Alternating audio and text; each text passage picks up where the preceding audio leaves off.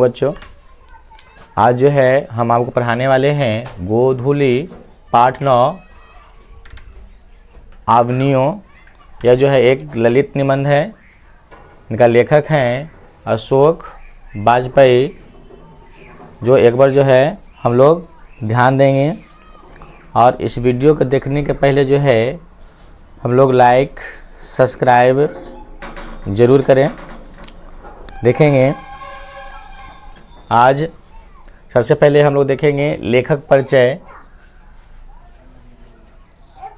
अशोक वाजपेयी का जन्म 16 जनवरी 1941 ईस्वी दुर्ग छत्तीसगढ़ में हुआ था, किंतु मूल निवास इनका सागर मध्य प्रदेश में है। जो इनकी माता जो हैं निर्मला देवी और पिता जो हैं परमानंद वाजपेयी थे। याद रखना, इनकी माताजी का नाम जो है आपका निर्मला देवी है और पिताजी का नाम था परमानंद वाजपेयी। इनकी प्रारंभिक शिक्षा जो हुआ था यानी शुरुआत शिक्षा जो हुआ था गवर्नमेंट हायर सेकेंडरी स्कूल सागर से और बीए जो है सागर विश्वविद्यालय से किए थे। सेंट स्टीफेंस कॉलेज दिल्ली से अंग्रेजी में इन्होंने एमए किए थे। यानी इन्होंने एमए जो है कैसे किए थे, इनका ऑनर्स जो था अंग्रेजी था। इनकी भारतीय प्रशासनिक सेवा के कई पदों पर कार्य किए, यानी कई पदों पर कार्य किए थे। महात्मा गांधी अंतर्राष्ट्रीय हिंदी विश्वविद्यालय के प्रथम कुलपति के रूप में सेवानिवृत्त हुए।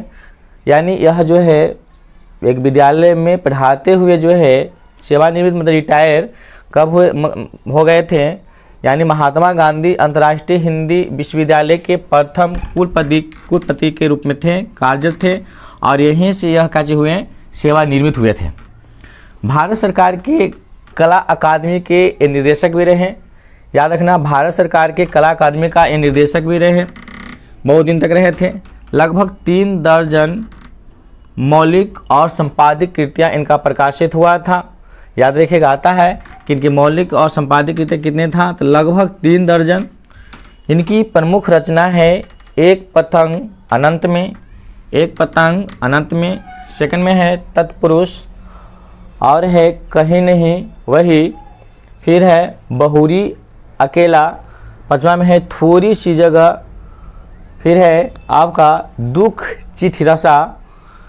आपका है कविता संग्रह की बात करें तो इनका है पहल का फिलहाल, फिर कुछ संग्रह, समय से बाहर, कविता का कल्प, 5वां में है कविता का जनपद। इनकी पत्रिका भी निकला था, जो पहल का था संबत, दूसरा का है पहचान, तीसरा का है पूर्वग्रह, चौथा है बहुवचन, 5वां में है कविता एशिया। इनकी कई पुरस्कार से इन्हें नवाजा गया था या बहुत सारे इन्हें पुरस्कार भी मिला था। जो आपका पहल का पुरस्कार है जो लिखने मिलता है साहित्य अकादमी पुरस्कार, जो पहला पुरस्कार इनका है।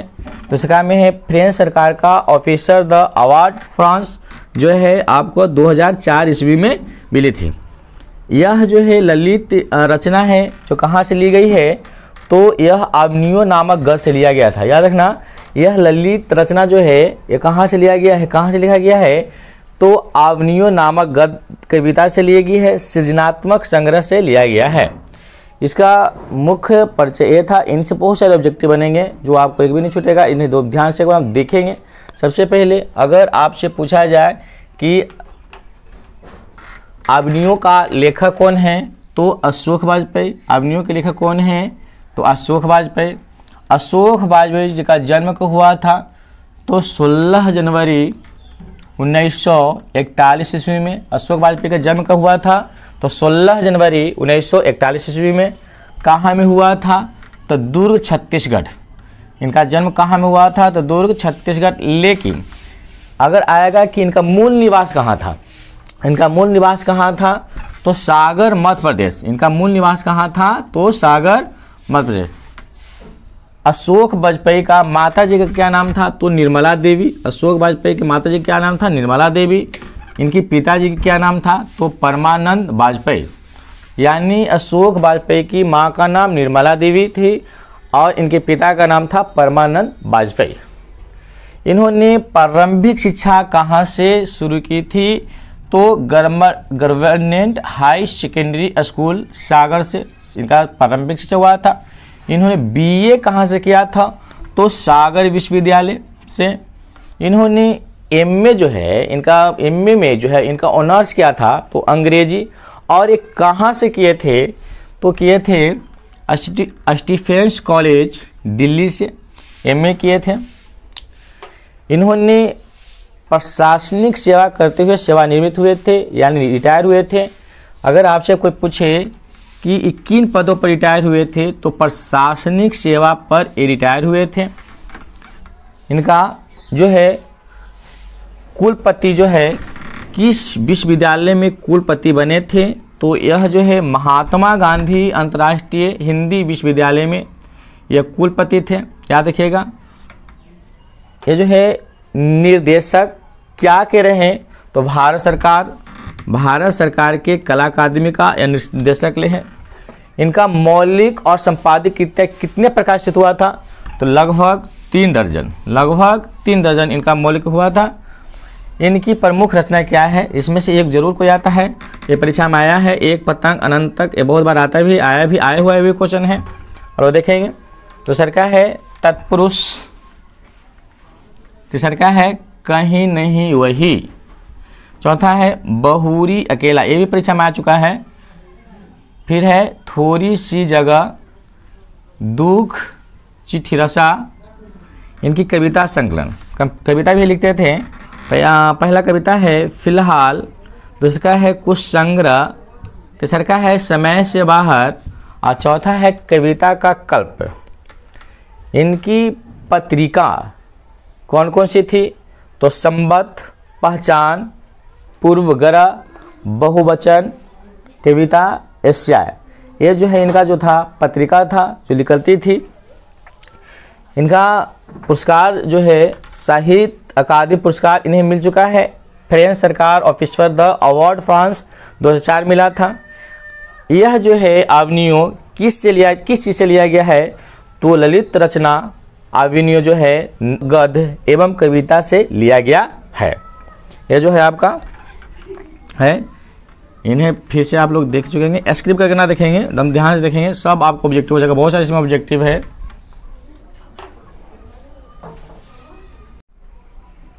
चलिए अब बढ़ते हैं हम लोग कहानी को देखेंगे। इसमें बहुत मज़ा आने वाला है, ये भी बहुत अच्छा आपको लगेगा।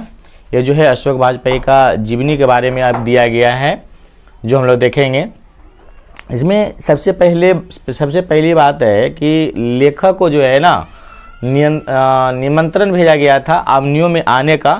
गर्मी की छुट्टी चल रही थी, लेखक भी माने कुछ कर नहीं रहे थे, माने ऐसे ही गर्मी की छुट्टी में सबको ही तो हर साल जो है ना अवनियों में गर्मी की छुट्टी पर वहाँ पर एक बहुत बड़ा रंगारंग कार्यक्रम होती थी।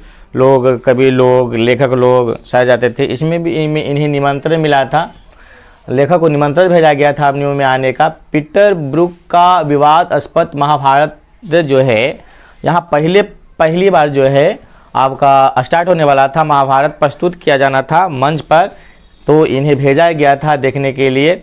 और वहाँ पर जब गए थे लेखक ने अपने साथ कुछ सामान लेके गए थे, कुछ किताबें लेके गए थे, एक हिंदी का टाइपराइटर लेके गए थे और कुछ गाने का टिप्स लेके गए थे, टेप रिकॉर्डर जो होता है वो ले गए थे। इन्हें अवनियों में जो है न कुल 19 दिन, याद रखना अवनियों में कुल 19 दिन रहे थे। जो है 24 अक्टूबर से 10 नवंबर 1994 के दोपहर तक ये रहे थे। यानी 24 अक्टूबर 10 नवंबर 1994 का दोपहर तक, यानी कुल मिलाकर इन्होंने लेखक अशोक वाजपेयी अवनियों में 19 दिन रहे थे।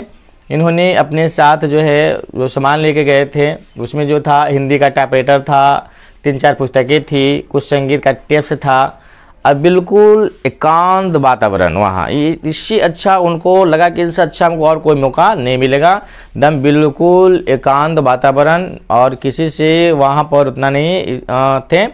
इस तरह से इन्होंने जब वहाँ पर गए तो एकांत वातावरण देखे तो इन्हें बहुत अच्छा लगा और इन्होंने क्या किया कि कुल 19 दिनों में 35 कविताएं, याद रखना, बताओ कितनी कम समय में, यानी 19 दिन में 35 कविताएं और 27 गद्य लिख डाले थे। सबसे बड़े सोचने वाली बात है कि इसने जब 19 दिन जब रहे थे तो इन्हें 19 दिनों में ये क्या किए कि 35 कविताएं और 27 गद्य लिखे थे। इनका सबसे बड़ी ये उपलब्धि है, मानते हैं कि हमारा सबसे बड़ी उपलब्धि जो है 19 दिनों में जो है हमने क्या किया, 35 कविताएं और 27 गद्य को हमने क्या किया, लिखे थे, इसमें लिखे थे। और ये जो है फ्रांस, यह 10 वर्ष पहले जो है, ये जो आविनियो जो है ना, 10 वर्ष पहले जो था, यह आविनियो का क्या था, पोप की राजधानी था। यह आविनियो जो था ना, 10 वर्ष पहले पोप की क्या होता था, राजधानी था। लेकिन अब जो है ना, यहाँ पर लोग जो है, सैलानी लोग जो है घूमने के लिए आते थे, क्योंकि यहाँ पर बहुत अच्छे सुंदर जगह था। और यह जो है आपका जो है रोन नदी के किनारे है। यहाँ जो है आपका जो आविनियो जो है ना, रोन नदी के किनारे बसा हुआ एक शहर है, जो यहाँ पर जो है एक ईसाई का मठ जो था, ला शत्रु के नाम जाना जाता था। लोग सैलानी लोग जो आते थे वहाँ पर ठहरते थे, वहाँ पर सारी व्यवस्था की गई थी वहाँ पर रहने के लिए।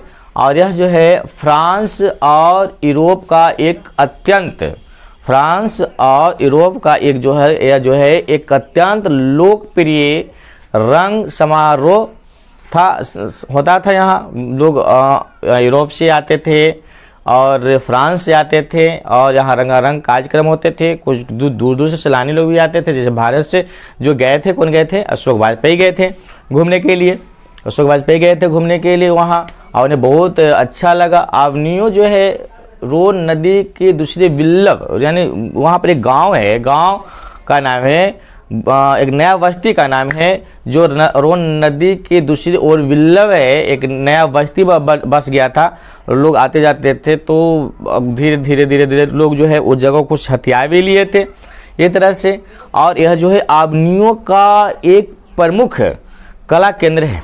आविनियो का ये क्या चीज़ है, प्रमुख कला केंद्र है। यह जब लेखक आपका जब रोन नदी के किनारे जब बैठे हुए थे, तो लेखक का ऐसा लगता था कि जल स्थिर है और तट भरा है। कैसे देखा होगा हम लोग भी, जैसे ट्रेन से सफ़र करते हैं, चाहे बस से सफ़र करते हैं, तो लगता है कि हम लोग बैठे हुए हैं, बस वहीं है और क्या जितने सारे पेड़ बगास सब का चीज़ चल रहा है। लेकिन ऐसा तो होता नहीं है। लेकिन जब नदी के किनारे जब बैठे थे लेखक, तो लगता था लेखक को कि नदी जो है क्या चीज़ है, नदी जो है स्थिर है और तट जो है क्या चीज़ है, बड़ा है।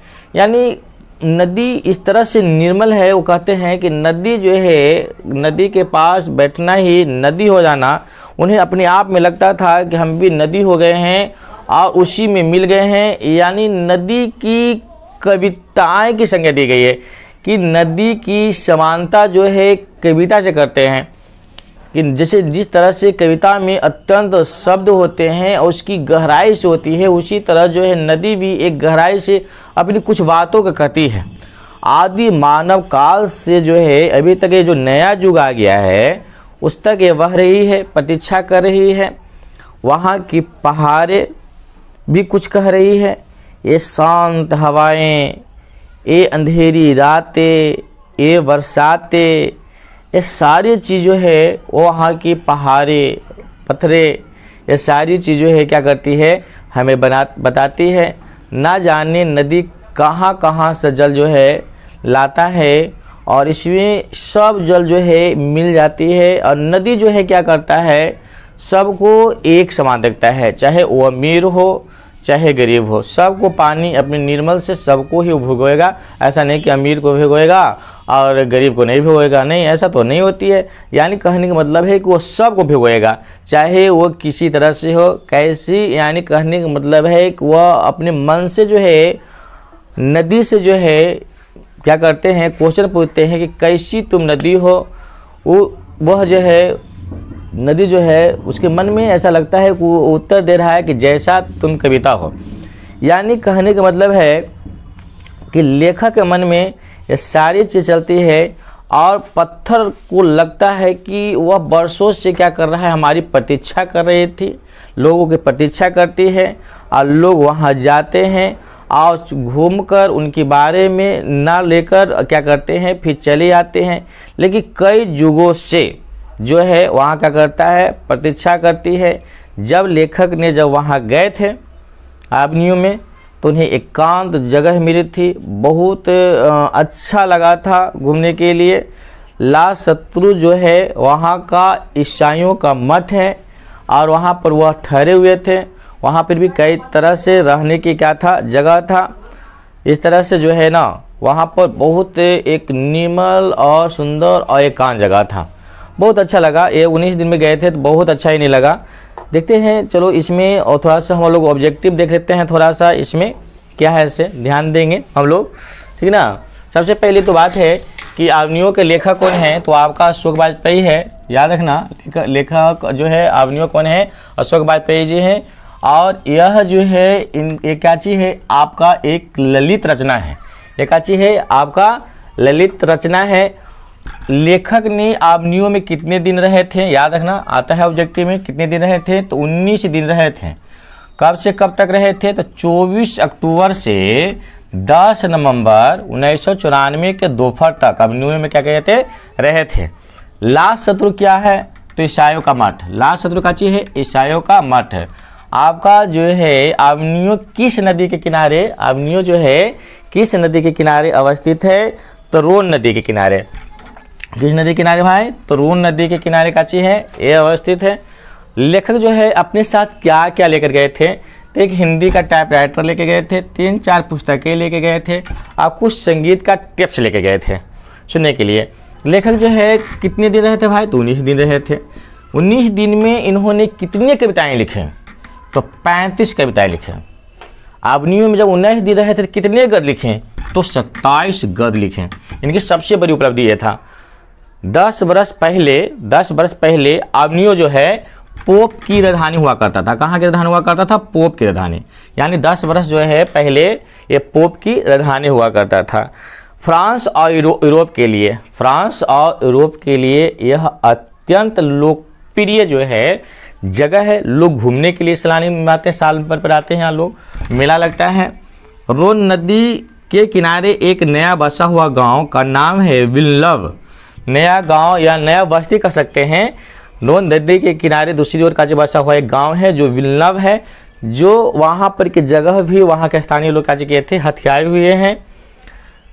आवनियों का कला केंद्र, आवनियों में जो है फ्रांस के लिए, फ्रांस का कला केंद्र कौन है, तो आवनियों। याद रखना, फ्रांस के एक कला केंद्र कौन है, तो आवनियों, ठीक है। उसके बाद जो है आपको सबसे अच्छा उन्हें कहाँ पर बैठना लगा, तो वो नदी किनारे। वो जाकर नियम माने मन को स्थिर रखकर किस कहाँ बैठे, तो नदी किनारे। तो कौन नदी किनारे पूछेगा, अगर क्वेश्चन आ सकता है कि कौन नदी किनारे, तो रोन नदी के किनारे, क्योंकि वह जो है आवनियों किस नदी के किनारे स्थित था, तो रोन नदी के किनारे स्थित था। तो रोन नदी के किनारे वो उसमें बैठना क्या लगता था, बहुत पसंद लगता था, है कि नहीं। वो नदी से क्या पूछते थे कि तुम कैसी हो, नदी क्या उत्तर दिया, तो नदी ने उत्तर दिया जैसी तुम कविता हो, ठीक है। यह जो है आपका यहाँ तक ही है, ठीक है। इसमें आपका एकदम 100% जो है आपका ऑब्जेक्टिव सब्जेक्टिव सब कुछ, कोई दिक्कत नहीं होगी। आप लोग ध्यानपूर्वक इसे खाली क्या करना है, सुनना है। इस वीडियो को ज़्यादा से ज़्यादा आप लोग क्या करें, शेयर करें, सब्सक्राइब करें और लाइक करें। थैंक यू, धन्यवाद।